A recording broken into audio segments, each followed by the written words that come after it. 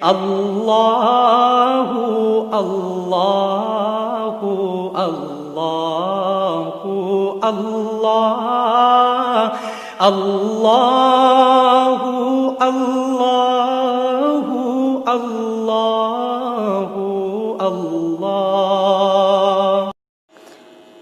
بسم اللہ والصلاة والسلام علی رسول اللہ وعلی آلہ واصحابہ وازواجہ وذریاتہ واہل بیتہ اجمعین۔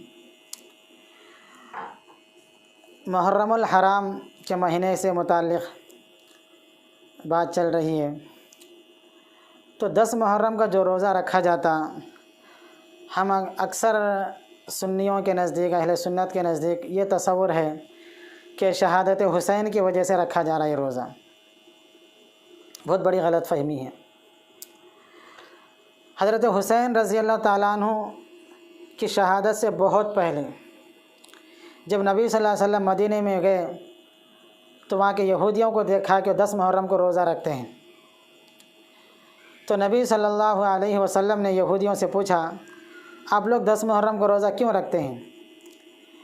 تو یہودیوں نے کہا، اس لیے کہ ہم کو آج کے دن فرعون کے ظلم سے نجات ملی، فرعون بحر قلزم میں غرق ہو گیا، موسیٰ علیہ السلام ہمارے نبی، یعنی ان کے موسیٰ علیہ السلام ان کے پیغمبر ہیں، تو وہ ہمارے نبی روزہ رکھتے ہیں، تو ہم ان کے اتباع میں فرعون سے نجات ملنے کے شکرانے کے طور پر ہم 10 محرم کا روزہ رکھتے ہیں۔ تو نبی صلی اللہ علیہ وسلم نے فرمایا، پھر تو ہم ہمارے بھائی کے زیادہ حقدار ہیں کہ ہم بھی روزہ رکھیں، اگر آئندہ سال محرم آیا تو ہم روزہ رکھیں گے، لیکن ایک روزہ زائد کریں گے تاکہ یہودیوں کے روزے سے، یہودیوں کے عمل سے مشابہت نہ پایا جائے۔ لہٰذا ہم اگلے محرم میں 10 محرم کے روزے کے ساتھ ساتھ 11، 10، 11 یا 9 محرم یا 10 محرم یا 10 محرم 11 محرم، بہرحال 10 محرم کے ساتھ ایک روزے کی ہم زیادتی کریں گے، ٹھیک ہے؟ تو رسول اللہ صلی اللہ علیہ وسلم کے دور سے ہی جو محرم کا روزہ رکھا جاتا، یہ خوشی کا روزہ تھا۔ لوگ اس کو غم کا روزہ یا حضرت حسین کی شہادت کی وجہ سے ہوگا، اس طرح سے بہت سارے لوگوں کے ذہنوں میں ہے۔ حالانکہ یہ روزہ خوشی کا ہے۔ 10 محرم جو روزہ رکھا جاتا یہ خوشی کا روزہ ہے، اور محرم اسلامی تاریخ کا سال کا پہلا مہینہ ہے اور خوشی کا مہینہ ہے، اور اس میں جو واقعات پیش آئے وہ سب خوشی کے ہیں۔ اسی مہینے میں آدم علیہ السلام کی توبہ قبول ہوئی، اسی مہینے میں جو ہے نا سو اور 10 محرم کو فرعون کو ڈبو دیا گیا، وَأَغْرَقْنَا آلَ فِرْعَوْنَ، فرعون کو اس آل کو ڈبا دیا جو کہ بنی اسرائیل پر ظلم کرتا تھا، بنی اسرائیل کے بچوں کو، لڑکوں کو ذبح کرتا اور بچیوں کو زندہ چھوڑ دیتا تھا۔ جب یہ غرق ہوا تو بنی اسرائیل جو نبیوں کی اولاد تھی ان کو نجات ملی، تو اس کے شکرانے پہ روزہ رکھتے ہیں، یعنی شکرانہ خوشی کا موقع ہے اسلامی تاریخ کا۔ لیکن اسی مہینے میں حضرت حسین رضی اللہ تعالیٰ عنہ کی شہادت بھی ہوئی اور 10 محرم کو ہوئی، جس کے بنا پر یہ مسلمان چونکہ نبی صلی اللہ علیہ وسلم سے بہت زیادہ پیار کرتے ہیں، آپ کے ازواج مطہرات سے اور آپ کے صاحبزادیوں سے، آپ کے نواسوں سے بہت زیادہ نبی صلی اللہ علیہ وسلم کو پیار تھا، اسی نسبت سے امت محمدیہ بھی اسی نظریے سے ان کے نام سے ہی بہت پیار کرتے ہیں کہ حسنین رضی اللہ تعالیٰ عنہما کے نام سے۔ تو بہرحال ایک سانحہ ہو گیا، حضرت حسین رضی اللہ تعالیٰ عنہ کی شہادت بھی 10 محرم کو ہو گئی۔ حضرت حسین رضی اللہ تعالیٰ عنہ بھی 10 محرم کے دن روزہ تھے۔ نواز رسول جو نبی صلی اللہ علیہ وسلم جو عمل کرے، صحابی ہیں، نواز رسول ہیں، وہ بھی ان کا بھی عمل 10 محرم کو روزہ رکھنے کا تھا، جو بھی روایات ہیں اسی کے تحت۔ تو 10 محرم کو روزہ رکھنا یہ تو ثابت ہے، لیکن 10 محرم کے دن شربت پینا، بازاریں سجا کر پانی پلانا، دودھ پلانا، کھانا کھلانا، یہ سب روزے کے منافی ہیں۔ رمضان میں روزہ رکھنا ہے، اور اگر کوئی ایک حدیث ایسی فضیلت آئی کہ رمضان میں کھانا کھلانا، دسترخوان کو وسعت دو، دسترخوان توسیع کرو، بڑھاؤ، تو دونوں میں جو ہے نا تضاد پایا جاتا۔ 10 محرم کا روزہ رمضان کے روزے فرض ہونے سے پہلے فرض تھے، وہ 10 محرم 10 9 10 10 11 2 روزے رمضان محرم کے فرض تھے، رمضان کے روزے فرض ہونے سے پہلے۔ جب رمضان کے روزے فرض ہو گئے تو محرم کے روزوں کی فرضیت ختم ہو گئی، وہ سنت میں آ گئے۔ تو لہٰذا رمضان میں روزہ رکھنا، دن بھر افطاری کرنا، یہ تو ثابت ہے، لیکن دن میں شربت پینا، آتے جاتے لوگوں کو زبردستی روک کے شربت پلانا، سنی علماء بھی جو ہے نا روزہ رکھنے کے بھی قائل ہیں، شربت پلانے کے بھی قائل ہیں۔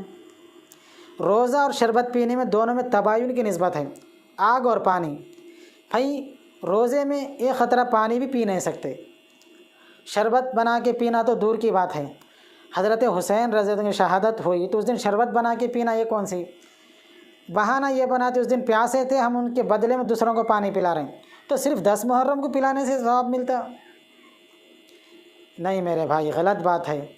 محبت، جتنے بھی دنیا میں فساد ہوئے، جتنے بھی لوگ اللہ کے راستے سے بھٹکے، محبت میں بھٹکے، کوئی بھی عداوت میں دور نہیں بھٹکتا۔ پہلے کے جو لوگ گزرے، بنی اسرائیل ہو یا کون سی بھی قوم ہو، اللہ کو چھوڑ کے غیر اللہ کے سامنے سجدہ جب کرے جب محبت زیادہ ہو گئی ان سے۔ عیسیٰ علیہ السلام کے نصارہ عیسیٰ علیہ السلام کو اس وقت خدا مانے، جب اس وقت ان کی مورتی کے سامنے سجدہ کرنے لگے، جب محبت میں غلو ہو گیا۔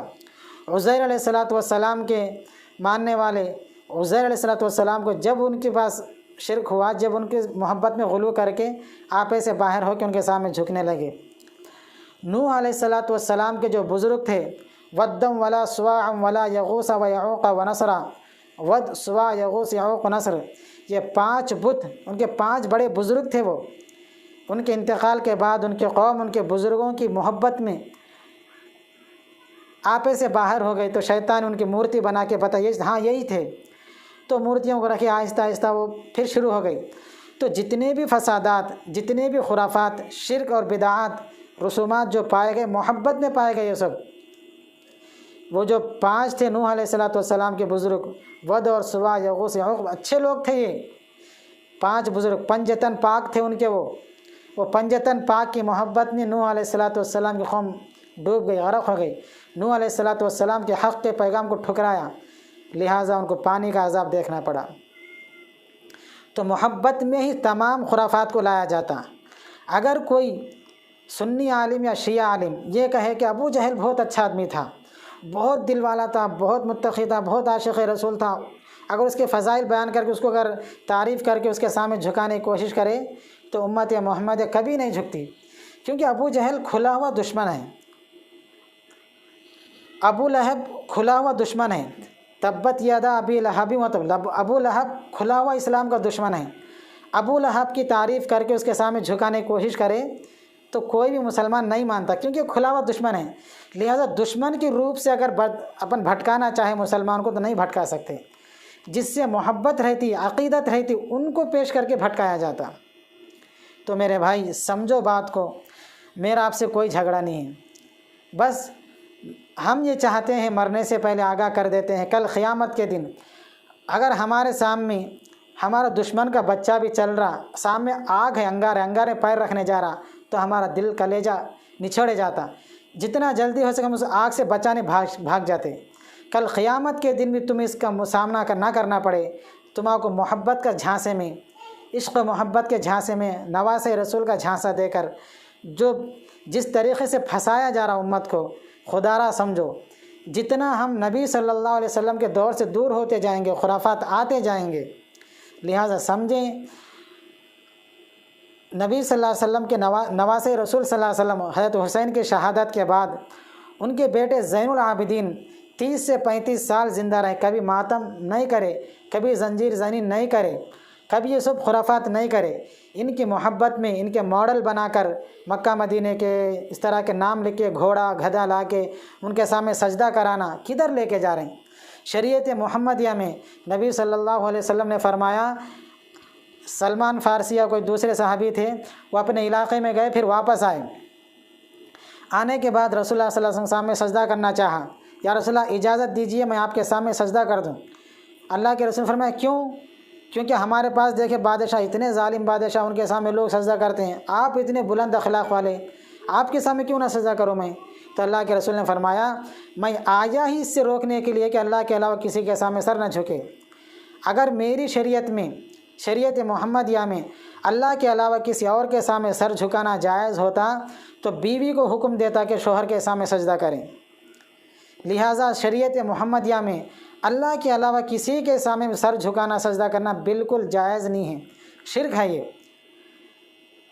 لہٰذا اگر سجدہ کرنا جائز ہوتا تو ایسا ہوتا، لہٰذا سجدہ کرنا جائز ہے نہیں، ویسا ہے نہیں۔ تو لہٰذا محرم کے مہینے میں گھوڑے کے سامنے سجدہ کرنا، گھوڑے سے منتیں مانگنا، اتنی گئی گزری ہوئی رسم، ہندو دیکھے تو مسلمان گھوڑے سے جا کے منتیں مانگے۔